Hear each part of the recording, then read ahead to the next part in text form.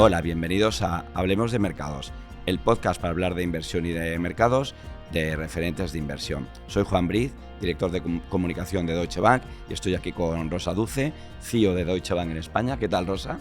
Pues muy bien, muchas gracias. Y aquí dispuesta otra vez a hablar de mercados en referentes de inversión. Eso es, a partir de ahora, todos los meses, vamos a ver con Rosa qué está pasando en los mercados, qué pasa en el mundo de la inversión y lo vamos a compartir con todos ustedes. Así que, si te parece, Rosa, pues vamos a Empezamos. Muy bien, pues estamos terminando el primer trimestre del año, empezando el segundo. ¿Cómo has visto el crecimiento en las diferentes regiones? Entiendo que no ha sido igual en todo el mundo. Quizá Estados Unidos ha ido más fuerte, Europa más moderado, Japón, del que me gustaría preguntarte, pues también ha crecido un poquito. ¿Está Estados Unidos otra vez tirando de la economía mundial como ese campeón? Es verdad que sí, tienes razón, Estados Unidos ha vuelto a sorprender al alza, las tendencias que veíamos a finales del año pasado se están repitiendo, veíamos una economía americana que pese a los miedos a recesión lo que ha demostrado es que la recesión queda muy lejos, de hecho ya hay algunos analistas que hablan de no aterrizaje, nosotros vemos cierta desaceleración pero desde luego recesión no y los datos lo están confirmando. En Europa ya veíamos debilidad desde finales del año pasado, la debilidad se mantiene pero en el mejor de los casos no va peor. Vemos cierto estancamiento, incluso alguna mejora en algunos indicadores. Y muchas divergencias, además, dentro de Europa, porque tenemos países como Alemania que sigue teniendo muchos problemas y, por ejemplo, España, pues que ha sorprendido positivamente. La tendencia en Europa debería ser que los países que se vayan recuperando poco a poco, también España perderá un poco de fuelle y al final tengamos un crecimiento algo mejor a final de año. Hablabas de Japón. Japón es una economía que está sorprendiendo porque llevaba muchos años, ya casi 30 en deflación, con el consumo totalmente paralizado. Y por fin parece, ¿no?, que el consumo empieza a despegar. Es verdad que ahora justo se están produciendo las negociaciones salariales y se está hablando de cifras de crecimiento salarial bastante elevadas, del 4,5%, del 5%, y eso debería mejorar el consumo. Y por último, China, que es quizás, ¿no?, lo que más está preocupa ahora mismo porque sigue habiendo bastante debilidad de la actividad económica. Hay algunos indicadores que están mejorando, pero el sector inmobiliario sigue siendo un lastre y es verdad que también pensamos que irá recuperando a lo largo del año. Pero como bien decías, de momento Estados Unidos sigue siendo un poco quien esté tirando del crecimiento. Sí, ¿qué está pasando con la inflación? Que es el dato que miráis los expertos para ver qué pasa con todo lo demás. ¿Qué pasa con la inflación? Pues mira, la inflación lleva ya bastante tiempo moderándose. Lo que pasa es que el ritmo de moderación pues está siendo más lento de lo que se esperaba y sobre todo preocupa en Estados Unidos.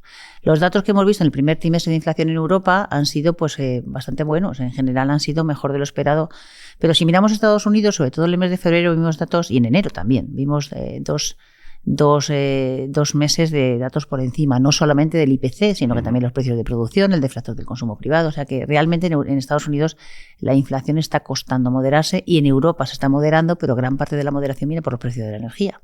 Por tanto, la inflación de los servicios sigue siendo persistentemente alta. Pero en general la lectura es positiva, es decir, que estamos muy lejos de las cifras de inflación que veíamos hace año y pico, ¿no? O sea que vemos que la inflación se va controlando, un crecimiento moderado. Por fin, cuéntame, ¿cuándo vamos a empezar a ver la famosa bajada de tipos? A ver, lo que nos han dicho los bancos centrales, porque además ha habido reuniones en el mes de marzo y básicamente han abierto la puerta para bajar en el mes de junio. En Suiza ha bajado ya, de hecho, sorprendentemente. Y esperamos que efectivamente tanto la Reserva Federal Americana como el Banco Central Europeo empiecen a bajar en el mes de junio.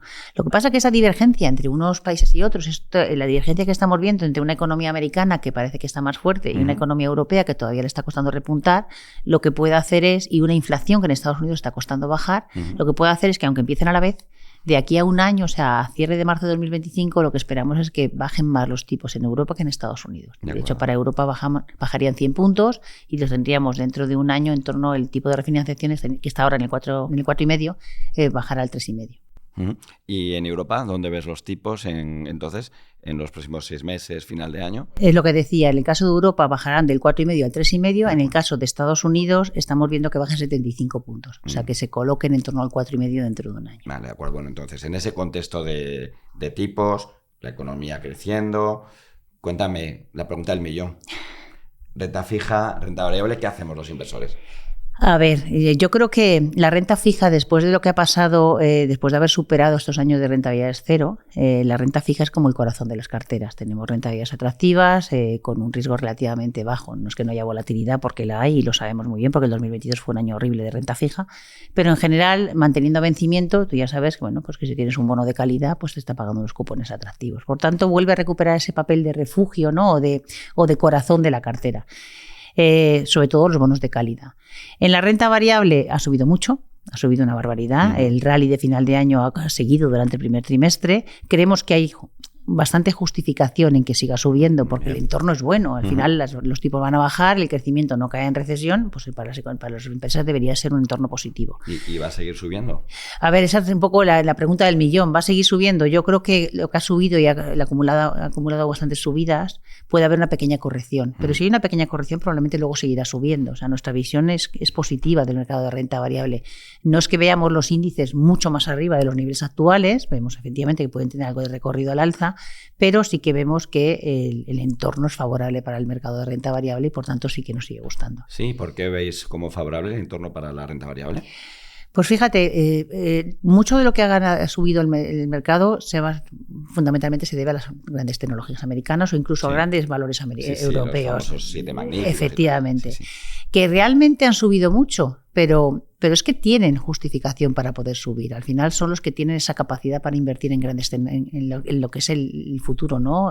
Todo lo que es computación en la nube, inteligencia artificial. Quienes tienen hoy en día esa capacidad de seguir invirtiendo son ellos. A lo mejor pasan 2, 3 años o menos y tenemos mucha más gente que puede hacer esas cosas, pero a día de hoy es que tienen un monopolio básicamente de mucho de este tipo de tecnología.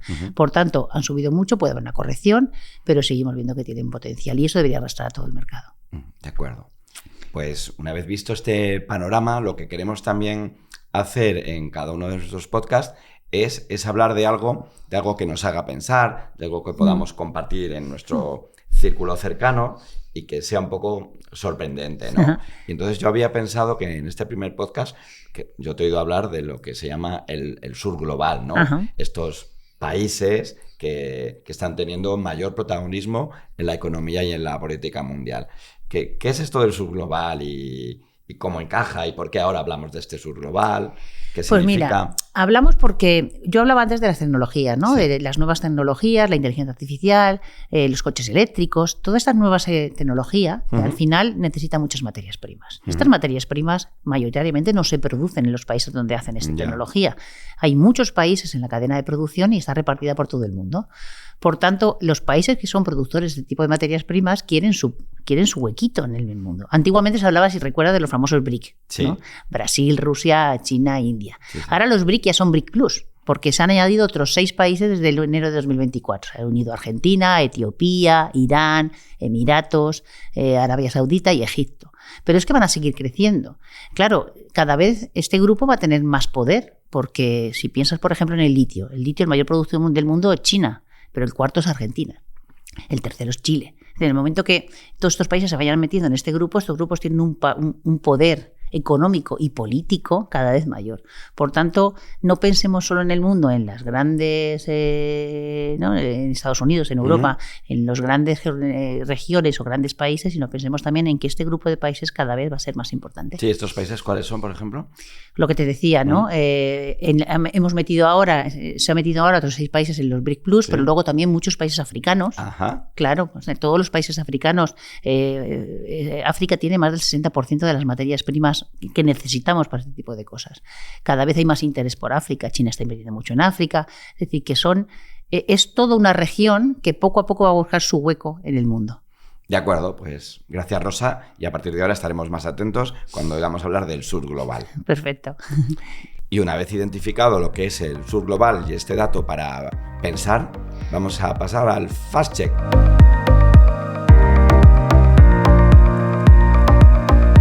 Fast Check es un cuestionario al que te vamos a someter con 4 o 5 preguntas muy concretas a las que te pedimos que respondas sintéticamente. Venga. Así que vamos allá. Venga.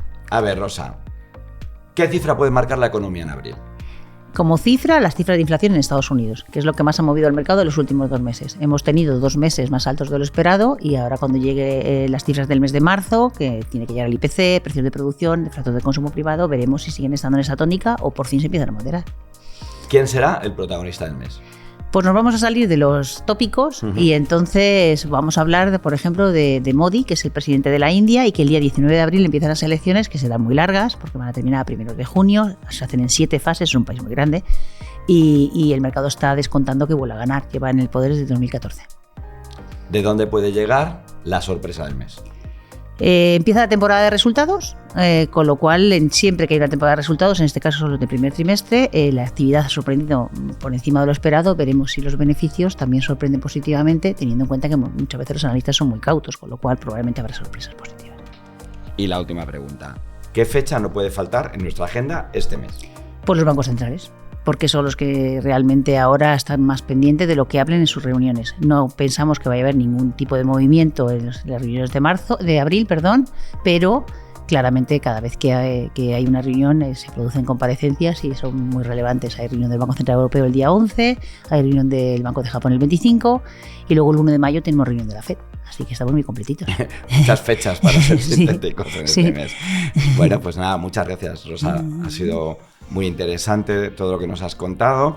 Quiero darte las gracias por compartir esto con toda nuestra audiencia. Espero que les haya gustado a ustedes. Déjennos, por favor, comentarios sobre los temas que quieren que cubramos en próximos podcasts y no dejen de recomendar este podcast que se puede escuchar en las principales plataformas de distribución de audio, en YouTube y, por supuesto, en nuestra web, Referentes de Inversión.